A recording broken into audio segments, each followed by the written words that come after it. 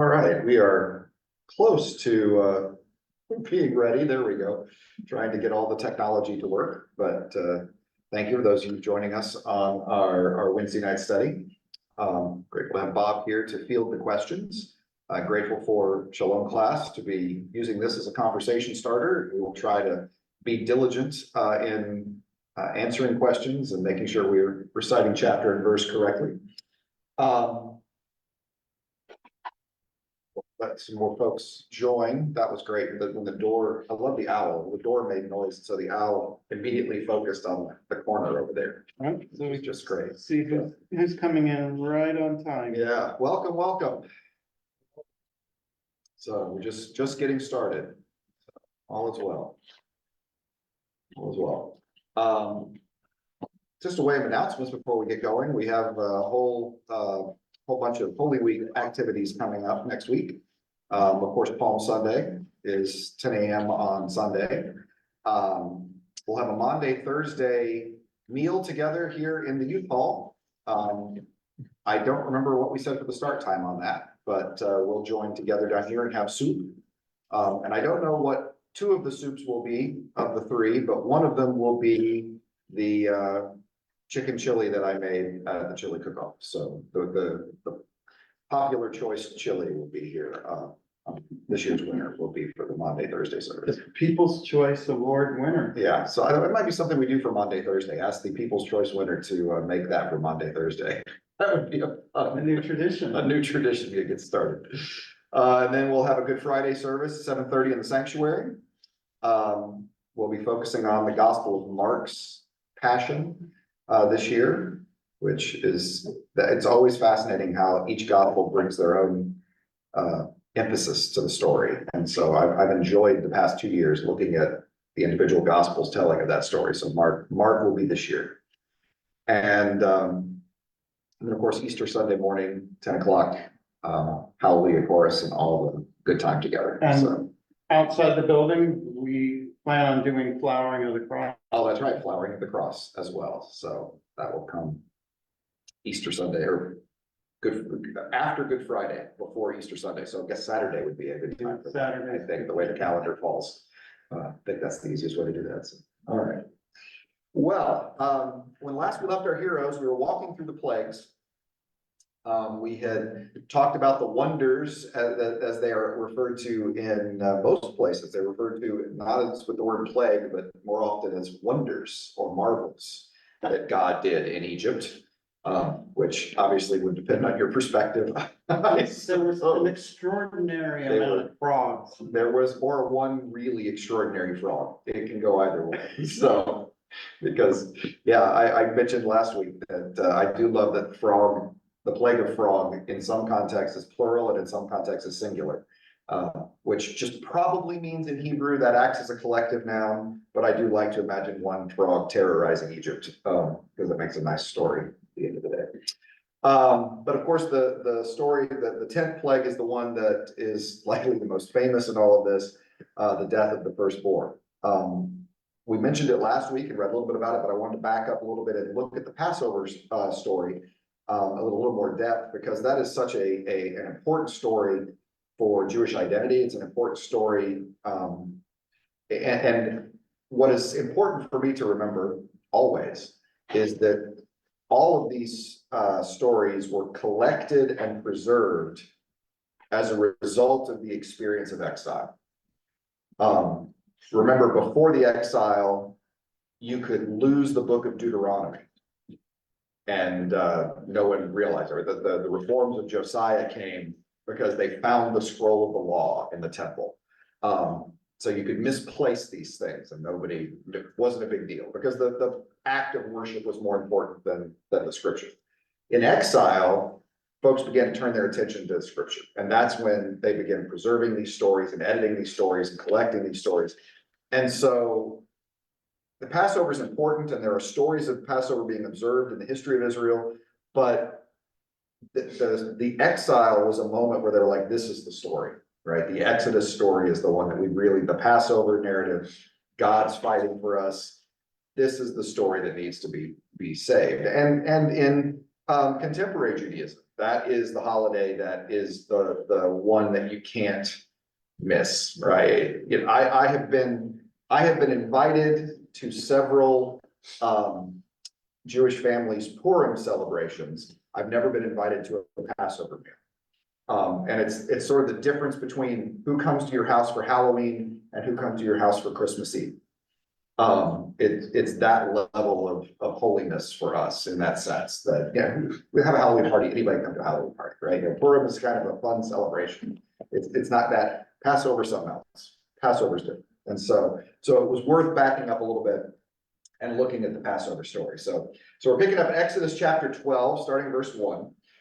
The Lord said to Moses and Aaron in the land of Egypt, "This month shall mark for you the beginning of the months. It shall be the first month of the year for you. Tell the whole congregation of Israel that on the 10th of this month, they're to take a lamb for each family, a lamb for each household. If a household is too small for a whole lamb, it shall join its closest neighbor in obtaining one. The lamb shall be divided in proportion to the number of people who eat it. Your lamb shall be without blemish, a year-old male. You may take it from the sheep or from the goats." So it's not lamb in this case is a general term. It doesn't necessarily mean sheep. It just means young sheep or young goat. So it's an interesting choice that the NRSV is to use that word as lamb and then say, or, sheep or goat, lamb will be fine. Okay. Keep it until the 14th day of the month. Then the whole assembled congregation of Israel shall slaughter it at twilight. So this is the month of Nisan 14, Nisan 14 is the date of the Passover. By the way, this is relevant in a lot of ways for us coming up, because the reason Easter is when Easter is because in the early church, there was the desire to separate it from the Jewish calendar. So there were some Christians that were observing Easter coming the first Sunday after Nisan 14. Would you start over? I can try. How far back? Just In the beginning, God created, no, not that far. Yeah. The reason that Easter is when Easter is because there were early church fathers that wanted to separate the observance of Easter from the Jewish calendar. As in meaning the Christian. Meaning the Christian calendar, correct. Christian church fathers wanted to move away from Jewish calendar ideas. So because Nisan 14 being the day of Passover, the next Sunday would be a perfect time for Easter. But there was very strong anti-Semitic attitudes in some of the early church fathers. And so what ended up happening is the Easter letter of Athanasius was written in 367. And that is the letter that established when Easter would be held. And we have Easter on the first Sunday after the first full moon, after the spring equinox every year. And that's when it meets. Every now and then it corresponds to Passover, every now and then it doesn't. That's when the Western Church, the Eastern Orthodox Church has a different rendering for when Easter comes. And every now and then they cycle up and it's a really crazy event, but unusual.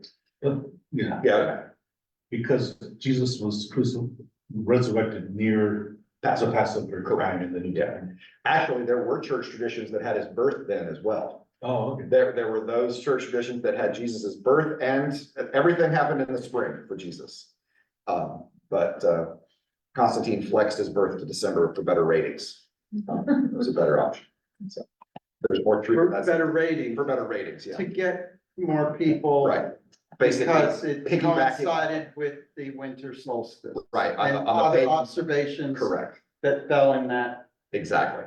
Yeah. time of year. The pagan observation of Saturnalia or the Mithraic, both observed both Roman pagan holidays that came out of the winter solstice. So he made that decision based on people are in a partying mood that time of year. Let's make Christmas. Pretty close, yeah. I mean, I was making light of it as well, but yeah, that's not far away from understanding how it went. Okay. I mean, it's one of those things where you're converting the pagans and they're observing a holiday this time. Well, we're just gonna change the focus of the holiday. It's not gonna be about the sun anymore. It's gonna be about the sun. No you, but a no. Yeah. So not an uncommon thing. I mean, they did this a lot. Some of the missionaries did this. One of my favorite stories, this is not obviously part of the Exodus story, but I love this story. Colleague of mine was a medieval history expert, and he tells this great story about the missionaries that get into, I think it was in France, one of the first trips into the France, or maybe in Germany. It was in that area of Europe, Northern Europe. And so they go and they talk about Jesus. The response from the farmers was, well, our current God, the gods that we worship, get rid of the elves in the fields. Of course, the elves are terrible things, by the way. Don't think Lord of the Rings. Elves are mischievous, problem kind of creatures, and they always screw up your crops, and they attack you in the night and do terrible things. So they say, our current gods keep the elves away. Can Jesus keep the elves away? And so the sort of missionaries like, yeah, sure, absolutely, yeah. Sure, and they would write a litany for how to keep the elves away. Here you go, how Jesus can do it. So just sort of laying the faith over top of where people currently were was not an uncommon thing that they did. Yeah, and so I guess it's kind of the spirit of that, and we'll pretend that was the spirit and not anti-Semitism that made us move Easter. How about that? That's what we'll That pretend. does sound better. That feels better. It's not true. Anyway, we'll keep going. They should keep it the 14th of this month, blah, blah, blah. They shall take some of the blood, put it on the two doorposts of the lintel of the house in which they eat it. They shall eat the lamb that same night. They shall eat it roasted over the fire with unleavened bread and bitter herbs. Do not eat any of it raw or boiled in water, but roasted over fire with its head, legs, and inner organs. You shall let none of it remain until morning. If anything remains until morning, you should burn it. Does rosemary make it in there? I don't think rosemary makes it into the story, but so not a bad option for bitter. I don't know that rosemary is bitter. That's one of our problems. This is how you shall eat it. Your loins girded, your sandals on your feet, your staff in your hand. All right, so you're gonna dress for dinner, because the idea is don't get comfortable. You need to be ready to go at any moment. So you got staff in one hand, you eat with the other. You are ready, girded up to run. I mean, you girded up the robe here, so you're girding up it's picking up the bottom of the robe and tying it off so that you can run in it. You don't want to run in your robe or you trip over the stairs. So we're eating it fast. All right, that's the idea. It is the Passover of the Lord, the Pesach of the Lord. For I will pass through the land of Egypt that night. I will strike down every firstborn. Notice that God is saying this. God, I will pass. There's no death angel. There's no softening it. It is I will pass. Both human beings and animals, on all the gods of Egypt, I will execute judgments. I am the Lord. The blood shall be a sign for you on the houses where you live. When I see the blood, I will pass over you. No plague shall destroy you when I strike the land of Egypt. So the holiday gets its name from this word, Passover.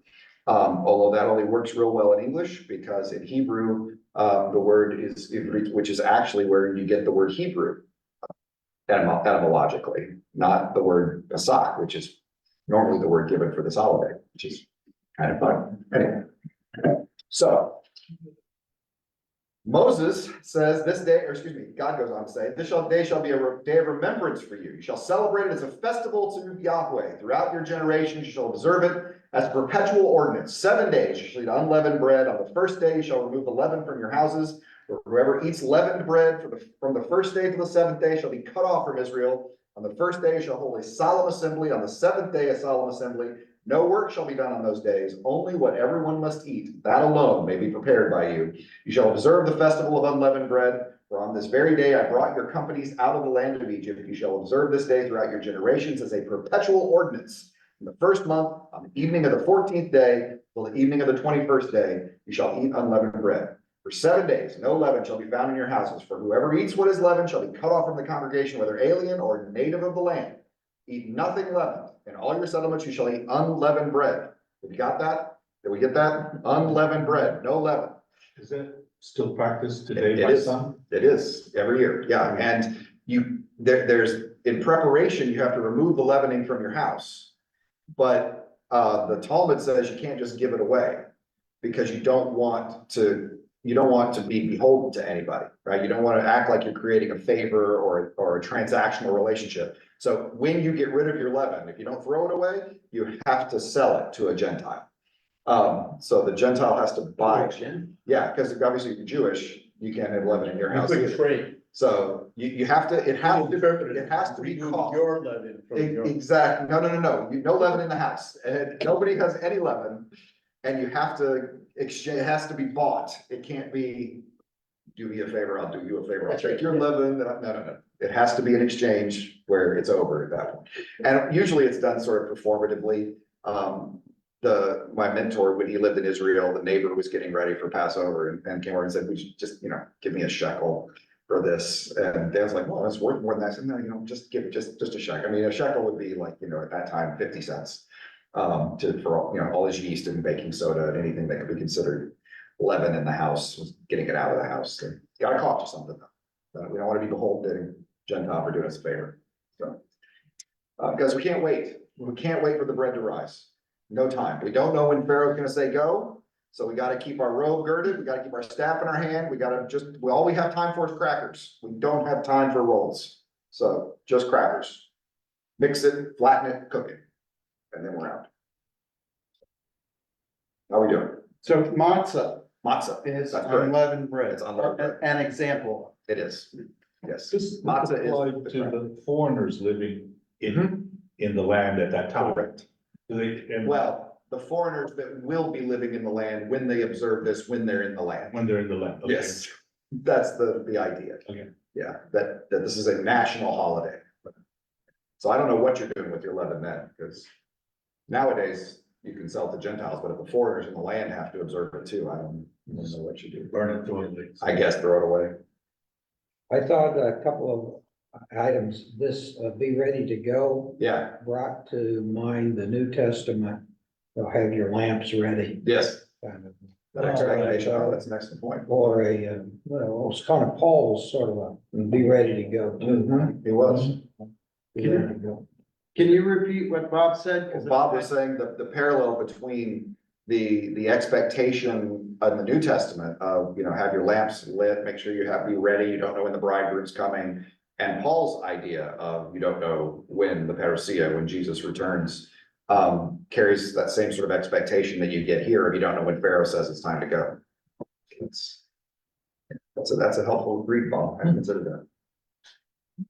Well, the other point I was gonna make was the reference to the gods of Egypt. And it was like, God was recognizing the gods. Yes, yes, and that is not uncommon in the Old Testament, in pre-exilic texts. They are not monotheistic texts. They are what's known as henotheistic texts, Henotheism, henotheism. In other words, Israel, or sometimes you will see the word monolatry, monolatry, and that is the worship of one. So that Israel is saying, we worship one God. Y'all can have as many as you want. So there's monotheism is there is only one God, right? But monolatry or henotheism is we have one God. And that's the perspective of most of the Old Testament. We have one.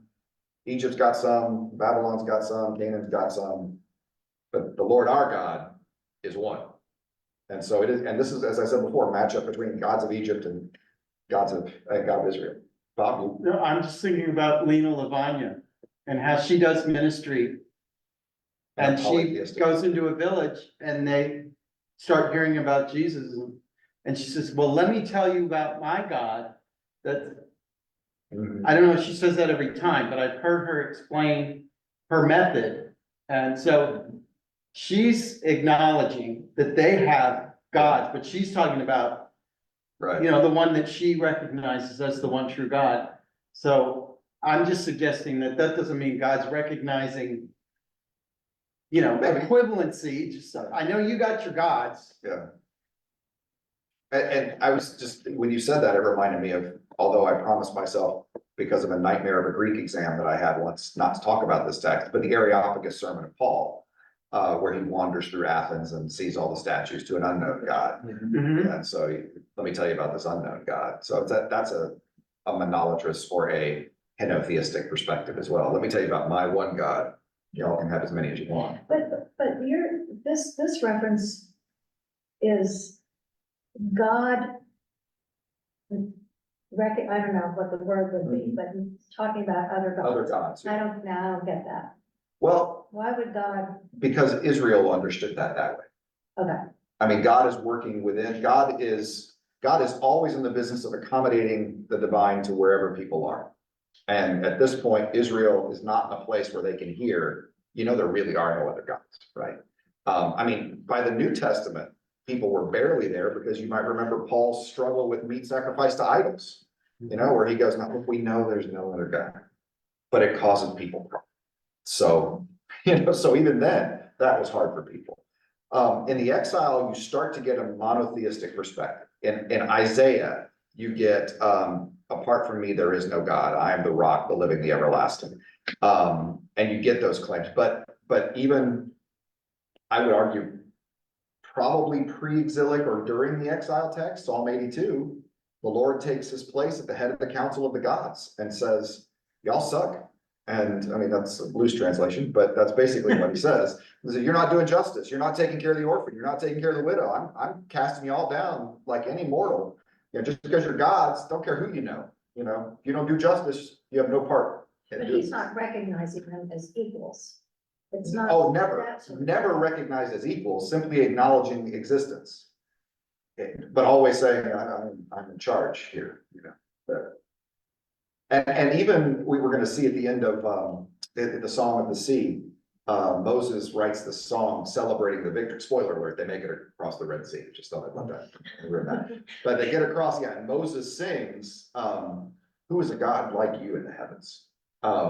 So just a statement of confession that God is the best of them, of all the gods. Who's one like nobody's like you, one who's majestic and powerful and free. And so that perspective of other gods, I would argue God is working within the understanding of Israel. That's what's happening. They believe in that God's existence, and it's only in the exile that God's starting to walk them into. And that came partly because of how they would have understood the exile. Because in the ancient world, when two people go to war, the gods are fighting too. That's the way they would understand it, right? Bigger God wins. Because obviously, if you're the God and you're not gonna let your people lose. So if your people lose, then clearly the other God was bigger. And that's why it's so significant in Jeremiah 25 that Yahweh says, my servant Marduk. Because the point of that unspoken part of Marduk is my servant is, my servant Nebuchadnezzar. Because the unspoken part of my servant Nebuchadnezzar is that Marduk is not fighting for Babylon. I'm the one bringing Babylon. The exile's coming because I'm allowing Babylon to come in and invade, and making this point that Israel didn't lose because God wasn't strong enough. In fact, God was the one in charge of this. God was punishing Israel as a result of this. And so the monotheism, I think, grew out of that, a recognition that, there is no Marduk, actually. Yahweh's in charge of all of this. So I think that's that exilic, wrestling with that exilic reality was what brought the more clear monotheistic position away from this more henotheistic position. And then the burning bush and all of that happened once they. That's- once they were free. Right, say that one more time, I'm sorry. Well, I'm just thinking of, the Ten Commandments and the burning bush, Have no other gods before me. all yeah. of that was, of course, later. Well, Maybe it's not. after this, That's what I mean, after that. but it's pre-exile, so we're still expressing it in terms of, you've got one Yeah, God. pre-ex. Yeah, you've got one God, don't have other gods. I mean, that's a henotheistic perspective. God doesn't say in the second commandment, I'm your God, there aren't any others. Mhm. Um, Oh, I see. He says, I'm your God, don't have any others. Okay. So again, working within their perspective. That was longer than I was gonna spend on that, but that ended up being a worthwhile I conversation. think that was very confusing. I found that very confusing. Worthwhile conversation. Okay. Well, Moses now tells the story to Israel. So now we're in, Chapter 12, 21. okay, So I'm pretty much, I haven't skipped anything at this point.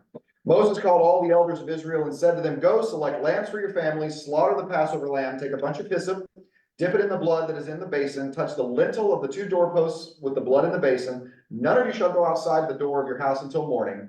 For the Lord will pass through, strike down the Egyptians when he sees the blood on the lintel and on the two doorposts. The Lord will pass over that door and not allow the destroyer, interesting, to enter your houses to strike you down. You shall observe this rite as a perpetual ordinance for you and your children. When you come to the land the Lord will give you as he has promised, you shall keep this observance. And when your children ask you, what do you mean by this observance? You shall say it's a Passover sacrifice to the Lord, for he passed over the houses of the Israelites in Egypt when he struck down the Egyptians, but spared our houses, and the people bowed down and worshipped. So that's the explanation. Again, carrying it on. In my Bible, it says, do not permit the death angel. The death angel, yes, the To enter your destroyer, house. the death angel. Yeah, there's no word for angel in Hebrew, so that's a choice. That's an interpretive choice that they're making. Wait, which verse was that? What version is that too? That was verse, what is it, 23? Yes. Yeah. verse 23, yes. 23. What version translation? This is New Living. Oh, interesting. New Living was targeting to younger age readers usually, I mean, easier reading levels, so I'm Right. wondering if that's where they're just simplifying. That's an interpretive choice.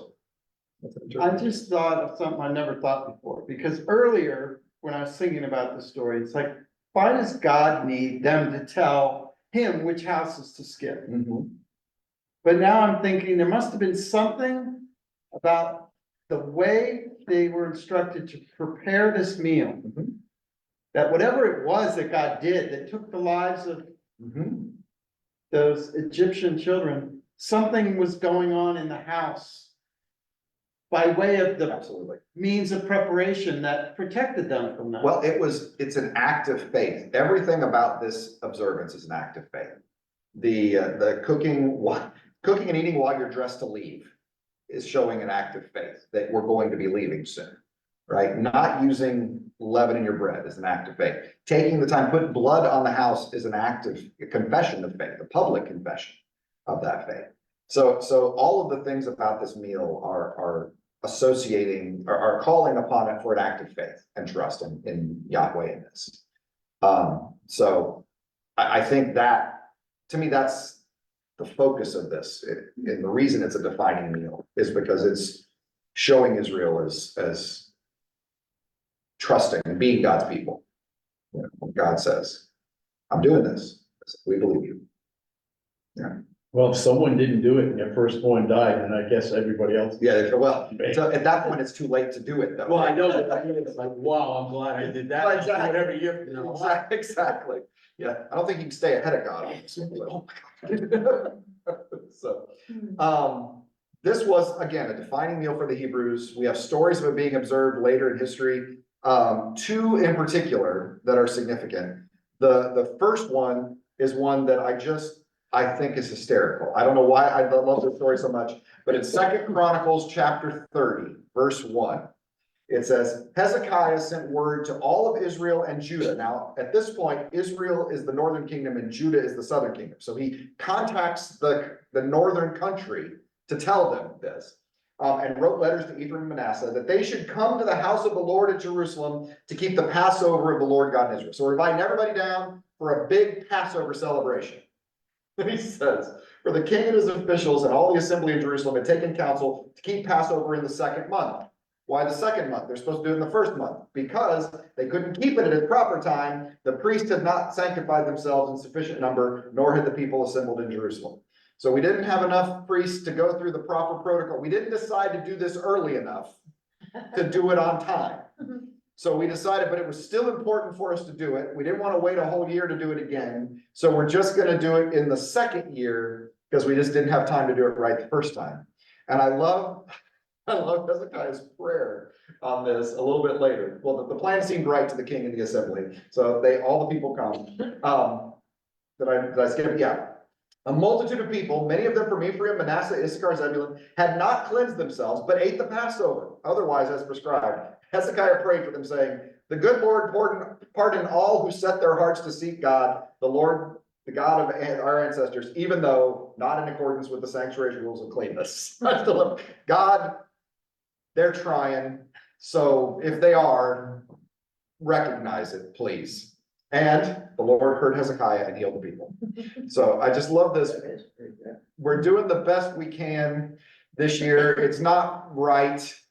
We didn't do it in time. The priests weren't sanctified. All these people from the tribe are coming down. They aren't clean. They didn't go through the ritual rites. We got priests that had to wait a month. We're at the wrong time and people are eating it wrong. But I swear our heart's in the right place, God. So please hear our prayer. And God says, you know what? Absolutely. Was there any distance between, how long does it take to get the message? Like, they didn't turn their TV on and say. No, they couldn't, yeah, there was no email. Yeah, so blast how they could far, send yeah, out. what's the timeline?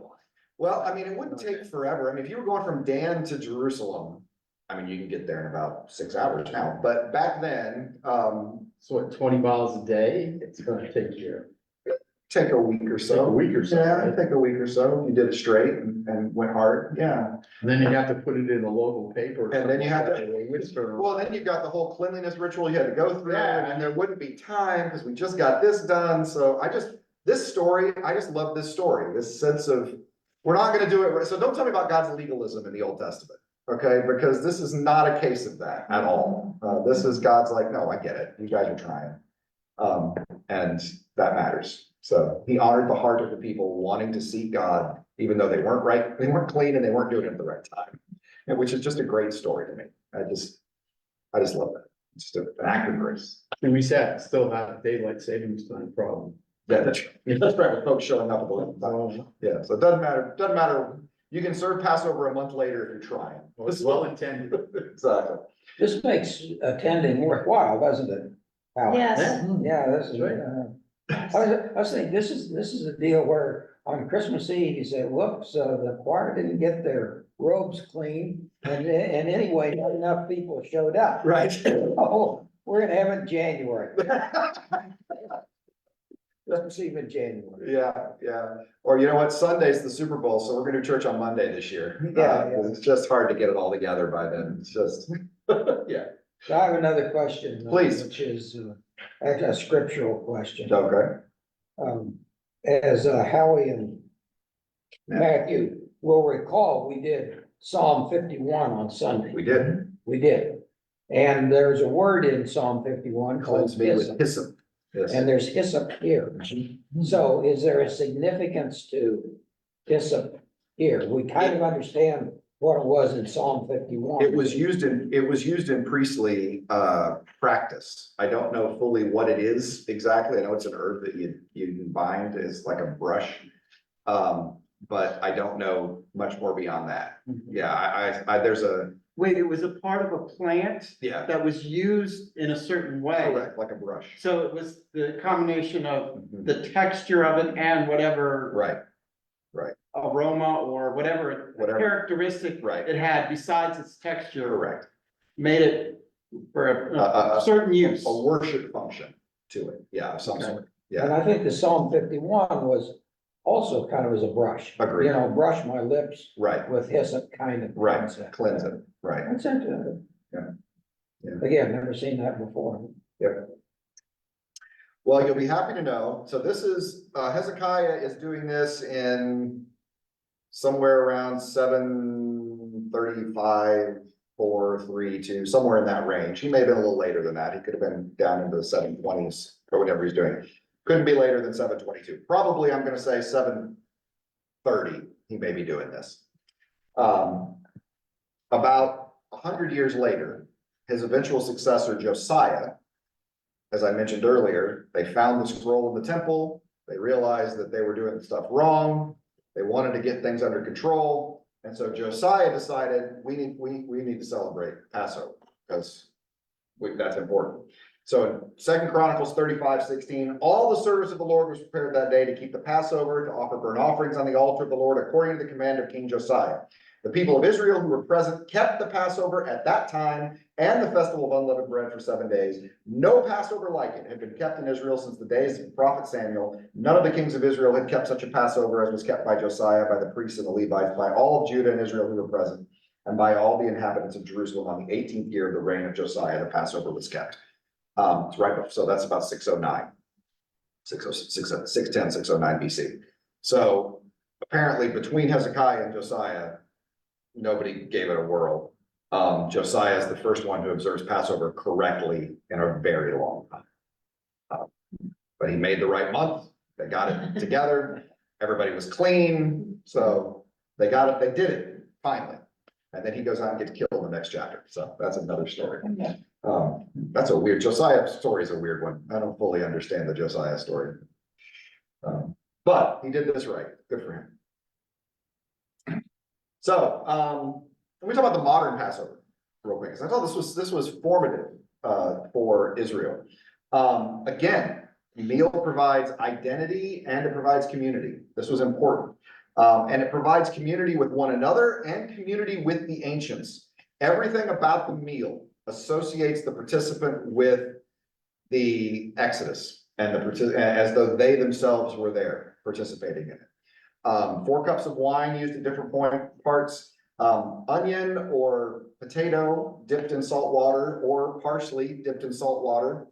The salt water representing the tears that come from the oppression, the bitterness of the onion and the parsley to capture the bitterness of their servitude, and all of this, continued bitter herbs, unprepared horseradish with no additions, just grated horseradish is eaten. Romaine. Romaine is lettuce is usually dipped in what harissot. Harissot is a ground paste of nuts and apples and pears and a little wine. It's supposed to symbolize the mortar of the bricks that they were using in their building projects. Matzah, of course, flatbread. Sometimes the harissot is put between 2 pieces of flatbread. It's called a Hillel sandwich. Hillel was a rabbi. Hillel sandwich, so you get a matzah, some romaine, the harissot, and some matzah. And so you get like a little brick that you eat as that part of that. And then after the symbolic meal, you get a big festive dinner. And the dinner is, I mean, it's a lot of food at the dinner. It's a big, so not just lamb, but anything. I mean, chicken soup and gefilte fish, and those are traditional dishes there. I once went to a Seder, it was sort of a Christian Oh, okay. Jewish Seder. Yeah. But I knew about the symbolics, I didn't know, I ate before the Seder meal, Oh, because I thought it would be just, some. just like Matzah. like and Lord's some- Supper, right? Yeah, you better eat before you come. A little No, wine. no. I got it's- there and then there's all this. It's Thanksgiving. It is a big table. It's full. Absolutely. That's good. Also, the last cup of wine comes after dessert. There's also the afikomen. The afikomen is a word for dessert. It's a Yiddish word for dessert, but it's before the meal starts, you hide a piece of matzah. And then the children find the matzah and bring it, and then you break this matzah at the end of the meal. All sorts of connections been made to that and Last Supper. We don't know how early the tradition of the afikomen goes back. We don't even know for certain that Jesus was participating in the Passover meal explicitly. That's never explicitly stated, though I think there's good cause to believe that. But people are like, well, the date this, the date that, so you can't make arguments from dates from the gospel like that. That's just not gonna hold. John moved the date, so I think it's a very good chance Jesus was observing a Passover meal. But I want to be honest and say that's not explicitly recorded.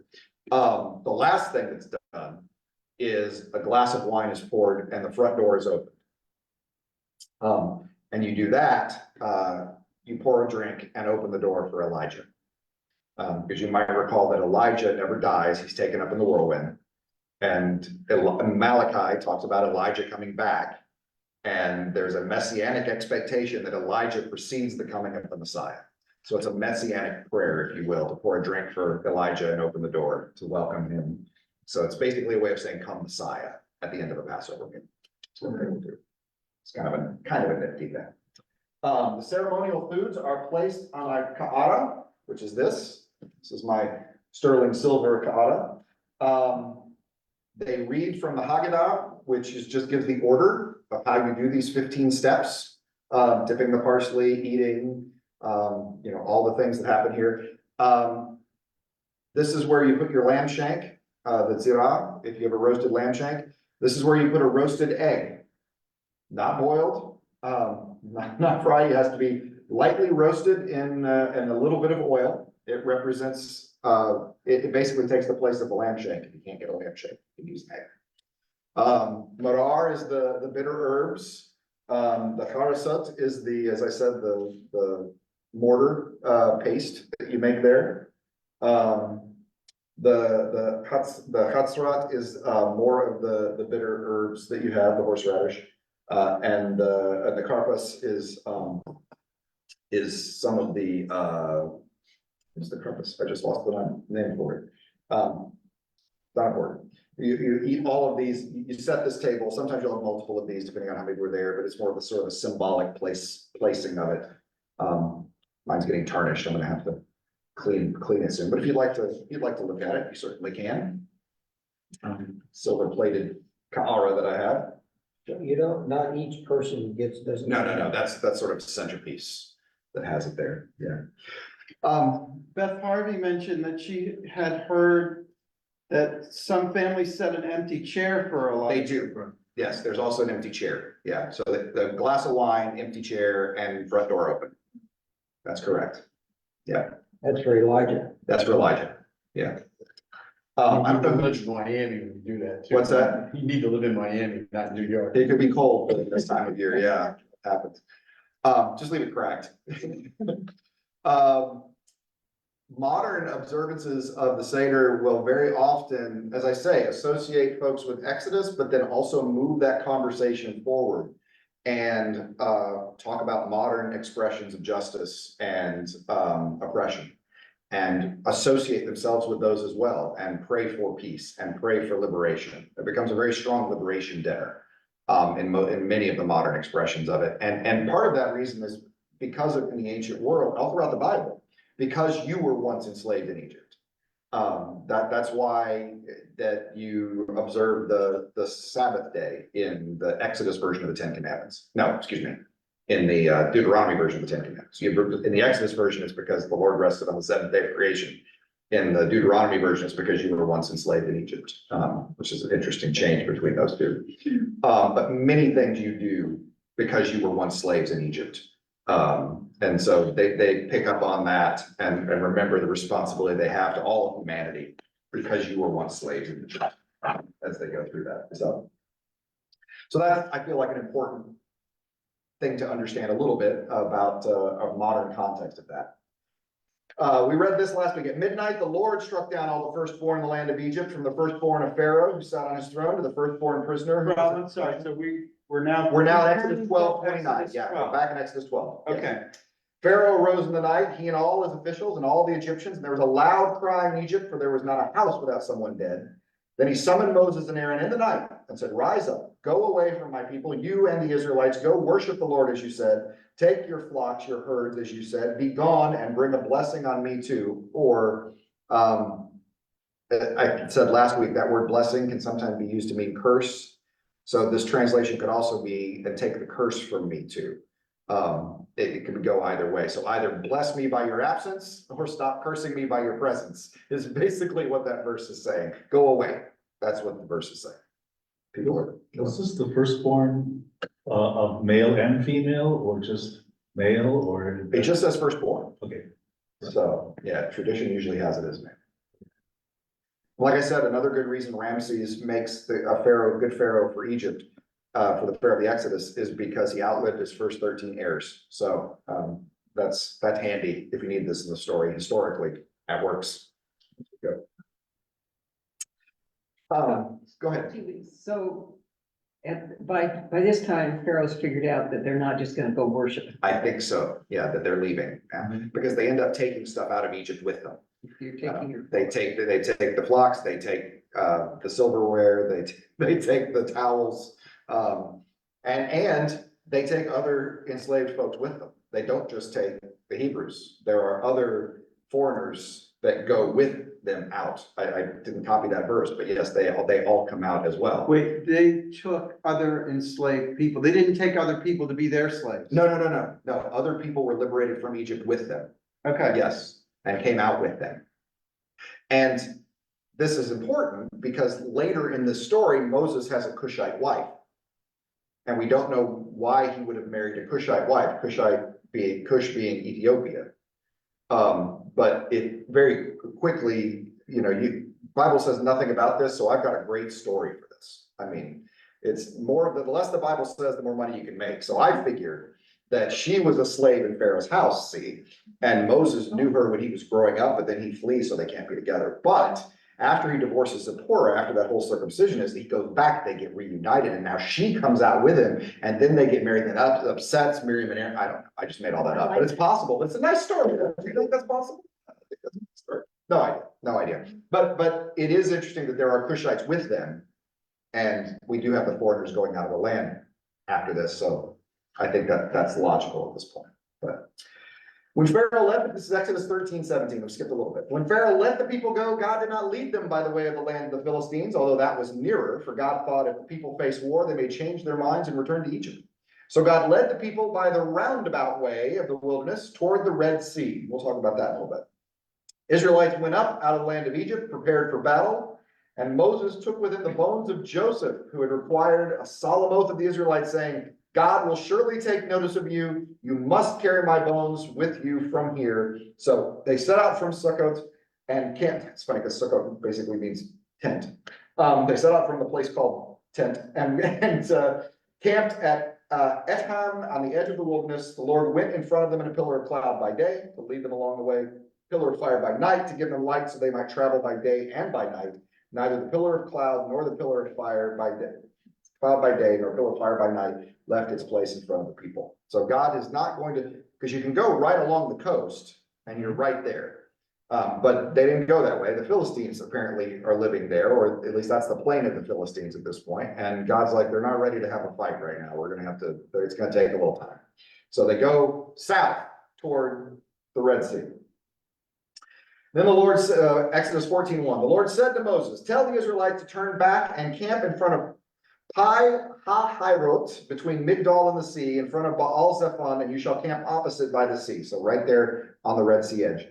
Pharaoh will say of the Israelites, they're wandering aimlessly in the land. The wilderness is closed in on them. I will harden Pharaoh's heart, and he will pursue them. So I will gain glory for myself over Pharaoh and all his army. And the Egyptians shall know that I am the Lord. And they did so. So God says, you camp. You all look like you're going in circles. Pharaoh's going to think they're just going in circles. And he's going to come and he's going to attack you and try to bring you back. And then they'll know that I'm God. So this is rope-a-dope. This is God's rope-a-dope here that we're using. It's gonna fake it. When the king of Egypt was told the people had fled, the minds of Pharaoh and his officials were changed toward the people. And they said, what have we done? Letting Israel leave our service.